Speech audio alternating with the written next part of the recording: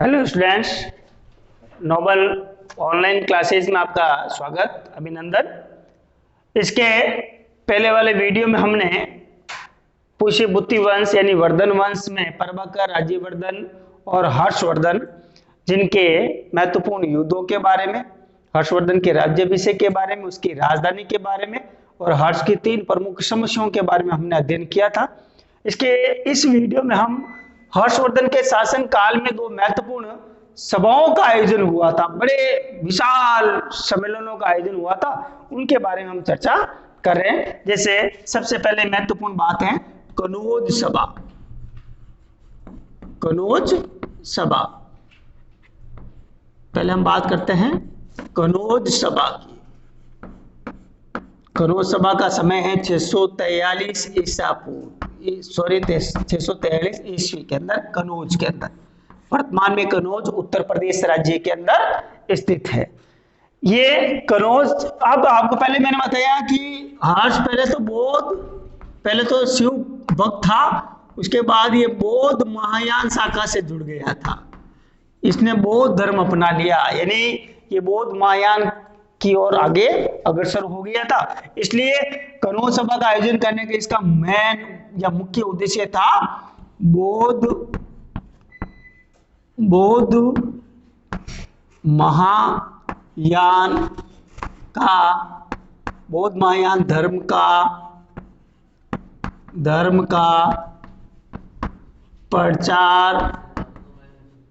प्रसार करना।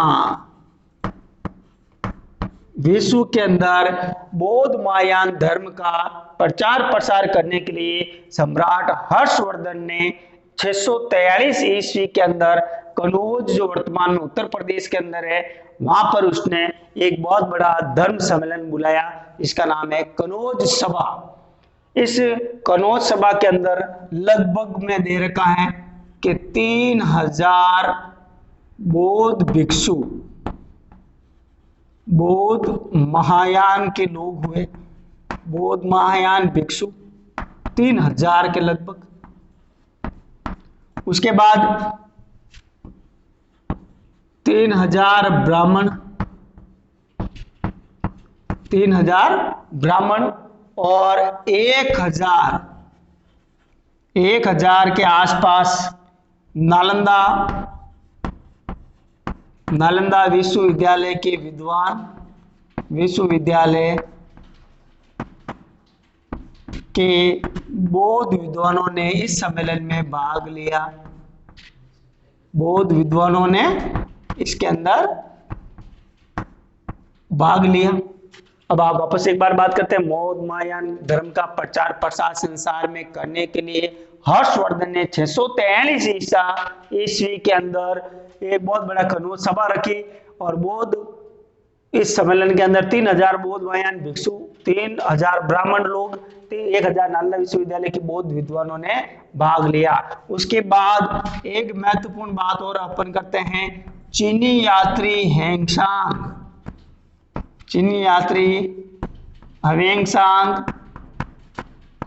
भी भारत आया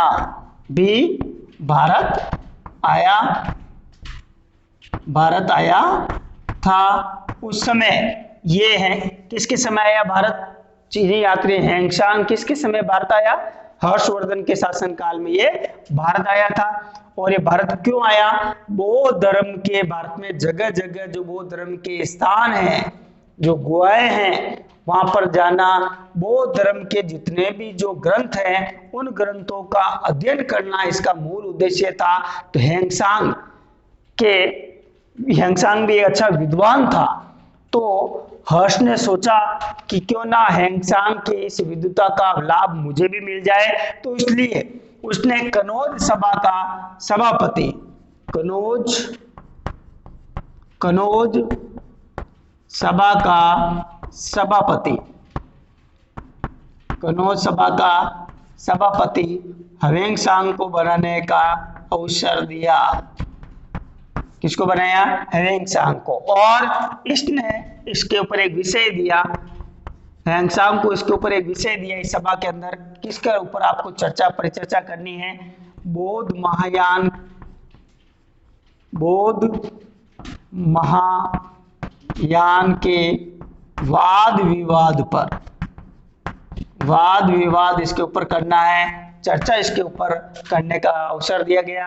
ह्वेनसांग ने बौद्ध महायान के ऊपर विभिन्न प्रकार की बातें विचार अपने रखे और इस सम्मेलन में आने वाले सारे लोगों को इसका पूरा विचारों का लाभ मिला, अभिप्रेरणा स्रोत भी इनको मिले, हर्ष को भी इसका लाभ मिला। उसके बाद आगे की अपन बात करते हैं। ये सभा लगभग 23 दिन तक चली। ये सभा 23 दिन तक ये सभा चली और इस सभा का एक महत्वपूर्ण उद्देश्य और भी था कि इस सभा के अंदर प्रत्येक दिन जुलूस निकलता था। तो राजा के बराबर बुद्ध की मूर्ति बनाकर, राजा के बराबर बुद्ध की मूर्ति बनाकर 100 फीट ऊंचे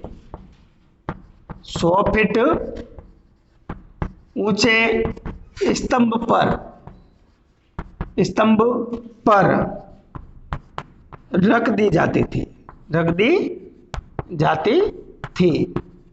यानी राजा के बराबर बुद्ध की मूर्ति 100 फीट ऊंचे स्तंभ पर रख दी जाती थी। उसके बाद तीन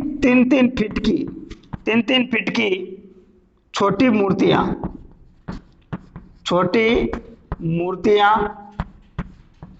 जुलूस में ले जाते थे। छोटी मूर्तियां जुलूस में ले जाते थे। ये भी एक महत्वपूर्ण बात है।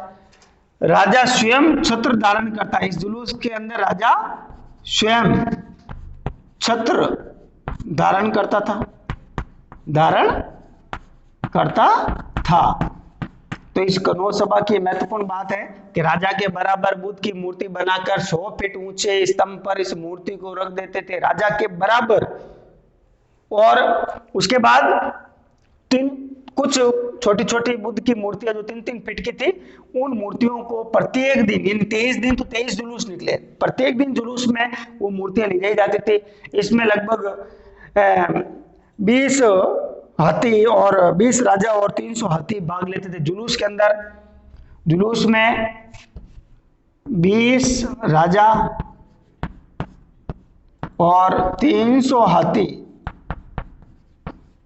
इस जुलूस में भाग लेते थे। तो इस प्रकार की सभा कनौज सभा कहलाई।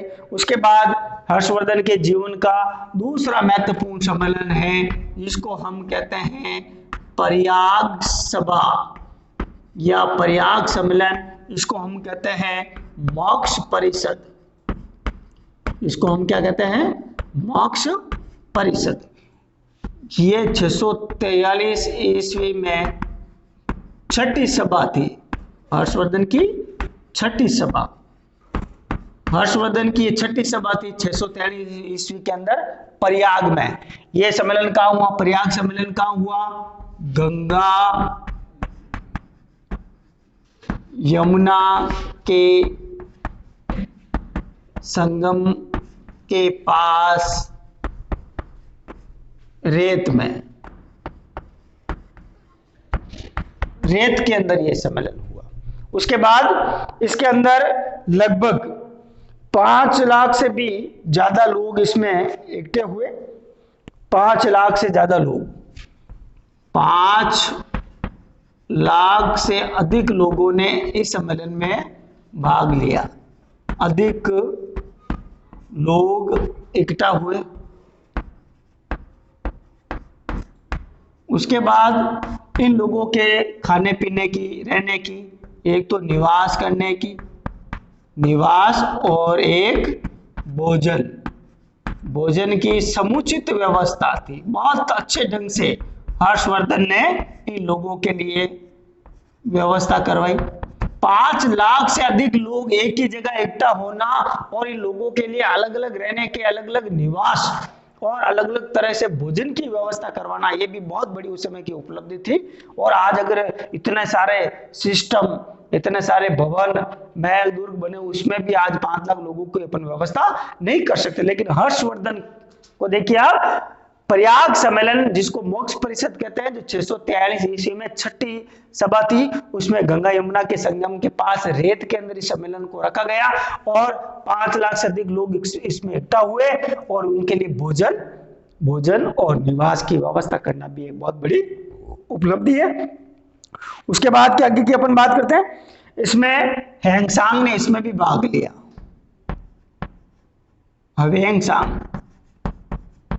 ह्वेंसांग ने, चीनी यात्री ह्वेंसांग ने भाग लिया, इसमें भाग लिया था। चीनी यात्री ह्वेंसांग ने इसमें भाग लिया था। उसके बाद आगे की अपन बात करते हैं कि इस के अंदर पहले दिन यानी 75 दिन तक चला था। कितने दिन तक चला था प्रयाग सम्मेलन? 75 यानी 75 दिन तक ये सम्मेलन चला। अब पहले दिन महात्मा बुद्ध की मूर्तियां रखी जाती थी और उसकी पूजा पाठ की जाती थी। इस सम्मेलन के अंदर पहले दिन महात्मा बुद्ध की मूर्तियों को आमंत्रित किया गया, वहां पर रखा गया, उनकी पूजा अर्चना की गई। उसके बाद महात्मा बुद्ध की मूर्तियों के बाद यानी उनकी मूर्तियों की पूजा के बाद असंख्य वस्त्र, इतने वस्त्र लोगों को हर्षवर्धन ने दान में दिए। असंख्य वस्त्र और बहुमूल्य वस्तुएं लोगों को दान में दी गई। ये तो पहले दिन की बात है। पहले दिन महात्मा बुद्ध की मूर्तियां रखी गई, उनकी पूजा पाठ किया गया। उसके बाद में असंख्य वस्त्र बहुमूल्य वस्तुएं लोगों को दान में दे दी। अब हर्षवर्धन का ये दान का पिटारा खुल रहा है, तो देखिए आप, धर्म रक्षक दानी व्यक्ति भी था। उसके बाद दूसरे व तीसरे दिन सूर्य और शिव की मूर्तियां, सूर्य व शिव की, तो पहले दिन, दूसरे और तीसरे दिन शिव की मूर्तियां, भगवान सूर्य और भगवान शिव की मूर्तियां रखी गई। उसके बाद भगवान शिव और सूर्य की मूर्तियों की स्थापना की गई और पूजा पाठ किया गया। और पूजा पाठ के बाद हर्षवर्धन ने, हम बात करते हैं, हर्षवर्धन ने महत्वपूर्ण लोगों को उस समय भी दान में दिया था। उसके बाद चौथे दिन बौद्ध भिक्षुओं को दान दिया गया, यानी इस प्रयाग सम्मेलन के चौथे दिन बौद्ध भिक्षुओं को अपार दान दे दिया गया। उसके बाद पांचवें दिन ब्राह्मणों को अपार दान दिया गया। उसके बाद हम बात करते हैं जैन धर्म व अन्य धर्मों को 10 दिन तक, जैन धर्म और अन्य धर्मों को 10 दिन तक हर्षवर्धन ने दान दिया। और अगले महीने में उसने दिव्यांग, निर्धन, असहाय व्यक्ति, गरीब, पिछड़े हुए, बेसहारा ऐसे लोगों को वस्त्र, स्वर्ण मुद्राएं, नाना प्रकार की बहुमूल्य वस्तुएं इत्यादि उन्होंने दान देनी प्रारंभ कर दी। तो इस प्रकार से धीरे धीरे अंतिम दिन तक इतना इसने दान दे दिया हर्षवर्धन ने कि अब इसके पास कुछ नहीं बचा।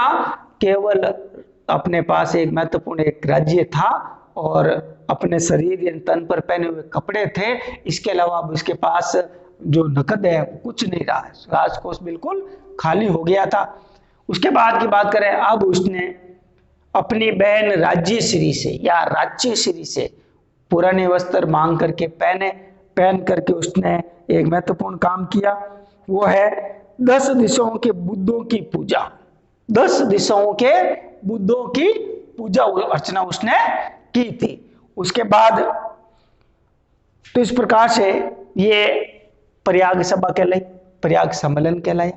तो अपन बात वापस कर ले कि पहले दिन महात्मा बुद्ध की मूर्तियां रखी गई और असंख्य वस्त्र और बहुमूल्य वस्तुएं लोगों को दी गई। तीसरे व चौथे दिन शिव और सूर्य की मूर्तियां रखी गई। उसके बाद में चौथे दिन बौद्ध भिक्षुओं को दान दिया गया। 5 और 6ठे दिन ब्राह्मणों को दान दिया गया। उसके बाद अगले महीने में दिव्यांग, निशक्त, असंख्य जो ऐसे गरीब बेसहारा लोग हैं, निर्धन लोग हैं, उनको अपार धन हर्षवर्धन ने दिया। उसके बाद अंतिम 75वें दिन इसके पास कुछ नहीं बचा और उसने अपनी बहन राज्यश्री से पुराने वस्त्र मांग करके 10 दिशाओं के बुद्ध की परिक्रमा की, पूजा की और उसने जो भी शेष बचा वो भी दान दे दिया। तो इस प्रकार से इतना बड़ा, एक बहुत बड़ा भारत का दानवीर शासक हुआ तो वो हर्षवर्धन हुआ। अब हम आगे की बात करते हैं, हर्षवर्धन के प्रशासन की अपन बात करते हैं। हर्षवर्धन का प्रशासन, हर्षवर्धन का प्रशासन। हर्षवर्धन के शासनकाल में एक तो संस्था थी मंत्रिपरिषद, मंत्रिपरिषद, और इसका मुख्यमंत्री था बंडी। ये मुख्यमंत्री कौन था? बंडी था। एक मंत्रिपरिषद, उसके बाद नंबर 2 सचिवालय। इसमें विभिन्न प्रकार के पदाधिकारी बैठते थे, राजकीय काम इत्यादि करते थे, करो वगैरह लाना बटोरना, तो ये सब काम सचिवालय में हो जाता था। उसके बाद में आगे की अपन बात करते हैं। सचिवालय के बाद में हर्षवर्धन का जो राज्य प्रशासन है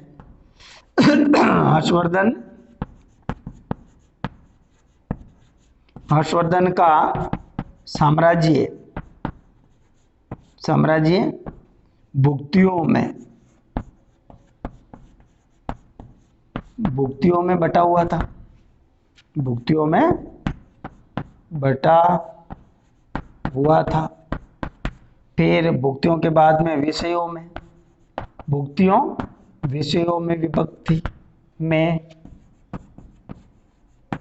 विभक्त थी। विषयों के नीचे थे ग्राम, गांव का प्रशासन था। तो इस प्रकार से हर्षवर्धन के प्रशासन की बात करें अपन, तो हर्षवर्धन के प्रशासन में मंत्रिपरिषद थी, सचिवालय था। हर्षवर्धन का साम्राज्य भुक्तियों में यानी प्रांत भुक्तियों में बटे हुए थे। हर्षवर्धन के राज्य भुक्तियों नामक एक शब्द है, भुक्तियों, उसमें बटे हुए थे। फिर अनेक विषयों से भुक्ति बनता था, तो भुक्तियां वापस विषयों में बटे हुए थे और विषय वापस ग्राम में बटे हुए थे। तो ग्राम का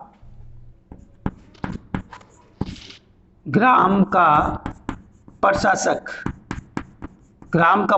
क्या कहलाता? ग्रामक्ष पटलिक।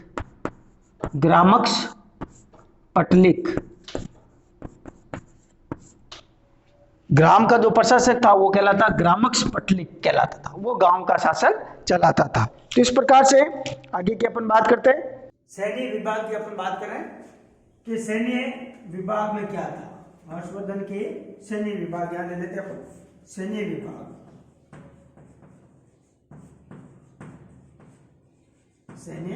विभाग। अब इसके पास देखो कितनी प्रकार की सेनाएं थी, यानी 5000 तो इसके पास हाथी थे।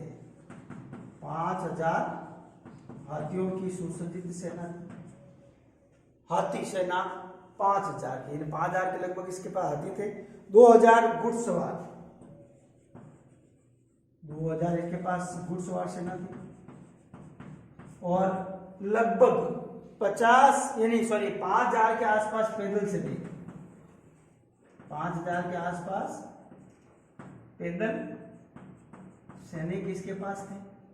उसके बाद हर्षवर्धन ने अपनी सैन्य शक्ति को और बढ़ाया, और बढ़ा करके आप देखिए सैन्य शक्ति को बढ़ाया तो इसके बाद 60,000 इसके पास में क्या हो गए? हाथी सेना हो गई। 60,000 सैन्य शक्ति को बढ़ाया तो 60,000 हाथी सेना हो गई। उसके बाद में 1,00,000 के लगभग घुड़सवार, 1,00,000 के लगभग घुड़सवार सेना हो गई।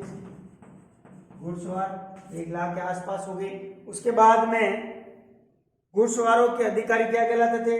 बृहदेश्वर। घुड़सवारों के अधिकारी, इनका जो अधिकारी था वो क्या कहलाता? बृहदेश्वर। उसके बाद बृहदेश्वर सैन्य अधिकारी कहलाता था। सैन्य अधिकारी को कहा जाता था बलाधिकृत। पैदल सेना का अधिकारी क्या कहलाता? पैदल सेना का अधिकारी कहलाता बलाधिकृत। तो पैदल सेना का जो अधिकारी था, पैदल सेना जिस अधिकारी के नियंत्रण में थी उसको कहा गया बलाधिकृत। और घुड़सवार की सेना, पूरी सेना जिसकी अधिकारी के हाथ में थी, कंट्रोलर था, तो वो था बृहदेश्वर अधिकारी कहलाता था। उसके बाद में पूरी सेना, तमाम सेना जिसके हाथ में थी उसको महासेनापति कहा गया। क्या कहा गया? महासेनापति कहा गया। तो इस प्रकार से ये महत्वपूर्ण बात है। उसके बाद में सम्राट हर्षवर्धन की अपन बात करते आगे। एक छोटी सी बात है, 5 मिनट का समय और लेंगे कि सम्राट हर्षवर्धन का राज्य कवि बाणभट्ट, जिसने हर्षवर्धन और कादम्बरी जैसे ग्रंथ लिखे। हर्षवर्धन और कादम्बरी ग्रंथ बाण भट्ट ने लिखे, जो हर्षवर्धन का राज्य कवि था। उसके बाद हर्षवर्धन खुद भी विद्वान था, उसने रत्नावली, प्रियदर्शिका और नागानंद जैसी रचनाओं का उसने समावेश किया था। उसके बाद आगे की अपन बात करते हैं कि हर्षवर्धन के शासन काल में कर कितने प्रकार के थे। किसान महत्वपूर्ण कर तो 3 प्रकार के थे। पहला कर का नाम भाग था, जो भूमि कर के रूप में या पदार्थ के रूप में लिया जाता था, जिसको भाग कर कहा जाता है। उसके बाद दूसरा जो कर है उसका नाम था हिरण्य कर।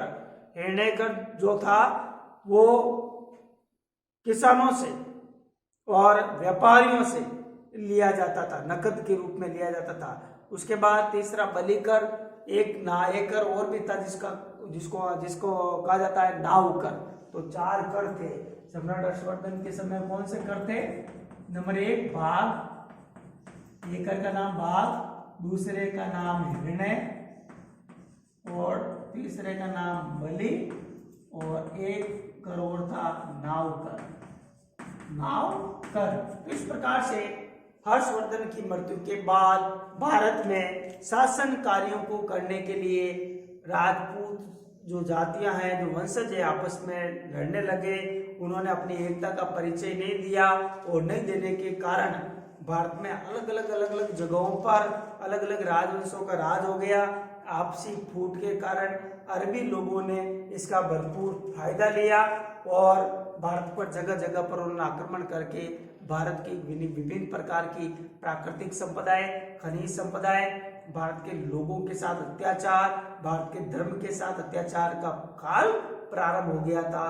तो इस वीडियो में हमने हर्षवर्धन के जीवन की महत्वपूर्ण उपलब्धियां, युद्ध और प्रयाग सम्मेलन, कनौज सम्मेलन, हर्षवर्धन का प्रशासन, अधिकारियों के नाम के बारे में चर्चाएं आज की है। समस्या है तो आप जरूर कमेंट्स बॉक्स में लिखें। धन्यवाद।